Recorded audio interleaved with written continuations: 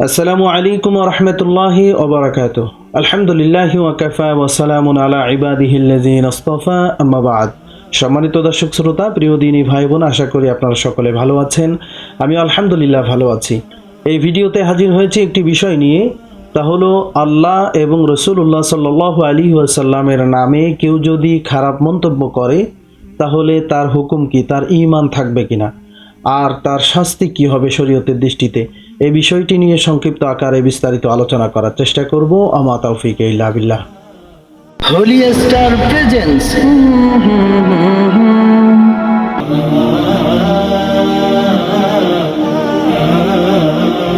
আমরা বিভিন্ন সময় দেখতে পাই যে আল্লাহকে নিয়ে, নবীকে নিয়ে খারাপ মন্তব্য করা হয়, অশ্লীল কথাবার্তা বলা হয়, কটূক্তি করা হয়।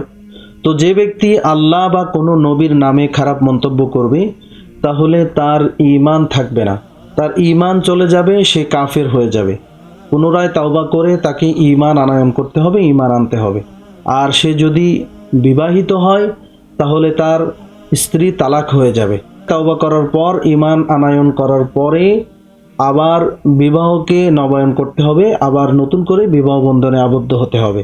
আর যদি পুনরায় তওবা করে ঈমান না আনে তাহলে শরীয়তের দণ্ডবিধি অনুযায়ী তার মৃত্যুদণ্ড দেওয়া হবে।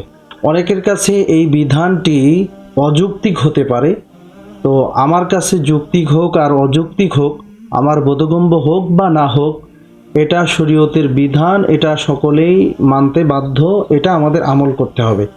আমার বুঝে আসুক আর না আসুক, এটার ভিতরে কি কল্যাণ নিহিত রয়েছে তিনিই একমাত্র ভালো জানেন, যিনি আমাদেরকে সৃষ্টি করেছেন, আমাদের স্রষ্টা, আবার আমাদের আইনদাতা, আমাদের বিধানদাতা।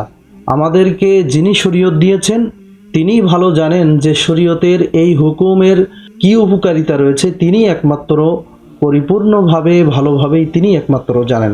সুতরাং আমাদের কাজ হলো মেনে নেওয়া।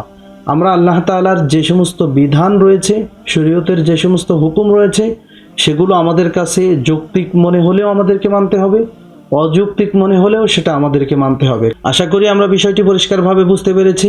আল্লাহ সুবহানাহু ওয়া তাআলা আমাদের সকলকে আমল করার তৌফিক দান করুন। শেষ করার আগে সকলের কাছে একটি অনুরোধ, ভিডিওতে একটি লাইক এবং মন্তব্যের ঘরে আপনার গুরুত্বপূর্ণ মন্তব্য পেশ করতে পারেন।